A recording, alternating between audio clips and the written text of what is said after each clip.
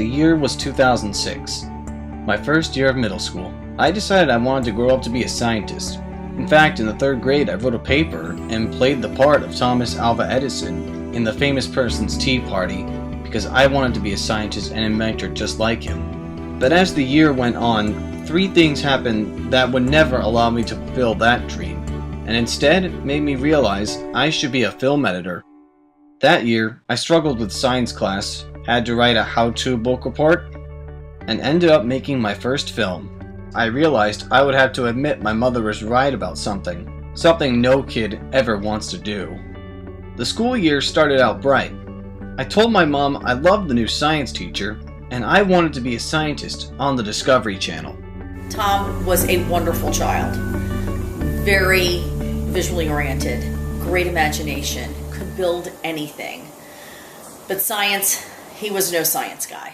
I did not believe her at first, but then I began to struggle in science class.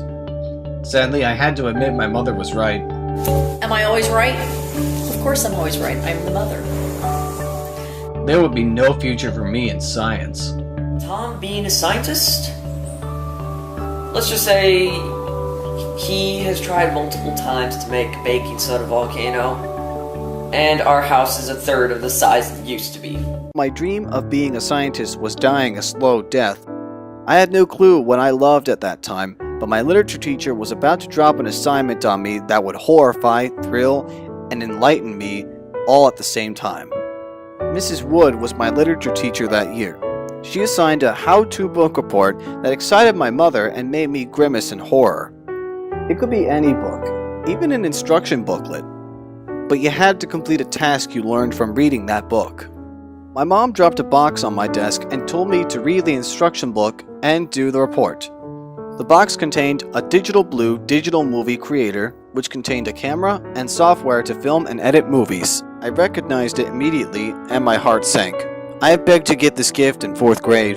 At the first sight of the box, with everything shoved back inside, the memory of that Christmas day flooded back. The commercial that made it look so easy and lied. I had to learn a lot of things to make those movies.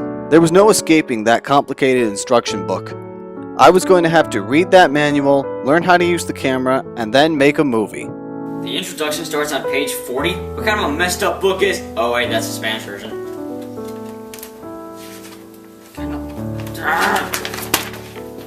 I tried to convince myself making a movie would be fun. I read the manual and downloaded the software. The instructions told me to write a script, find some actors, and start having fun filming. I stared at the computer screen for what seemed like hours. I finally had an 8-page script for my movie and went in search for my actors. The only people available were my brothers who were 5 and 8 years old. They wanted to be in the movie. They just didn't want to memorize the lines I had written. They hated the script. Let's just say it was worse than Speed 2. It was total garbage. The writing was horrible. The director kept yelling at me for no reason. My co-worker was giving nothing. I'm the one who was pulling the whole film. I mean, seriously, they should fire the rest and make me do it all. I could make a better movie with my eyes closed, with a hand tied to my back, and the other hand being chewed by a badger. True story. My actors were terrible. I had to turn on the camera and just let them do the best they could. To be honest, getting them to do the movie was hard enough. Tom lured me in by having a trail of Oreos out into the backyard. Once I was out, he locked the doors and there was no escape. At the time, I was too short. I couldn't open the back gate, so I couldn't escape. We had a lot of drama on the set. I remember the beatings, the horrible beatings whenever I get a line wrong. I doubt an 11-year-old could have beaten you. The whippings, I still have the marks and the nightmares. The wounds healed, but the memories never fade. Despite the drama, the actors were truly dedicated to making this movie. The reason I kept working for him? Oreos. He paid me in Oreos. They paid me in bacon. It was a whole plate of bacon. How could I say no? In the end, there was only one thing that made this movie a success. The editing. To be honest, the only thing that kept this movie alive was the editing. Everything else wasn't the best, but the editing was great. Tom isn't a rocket scientist, but he can definitely edit a movie. But there were some good times. One of the funniest things that happened during the filming of the movie was when the camera guy was mad that there weren't any donuts. Wasn't really funny to me. Exactly.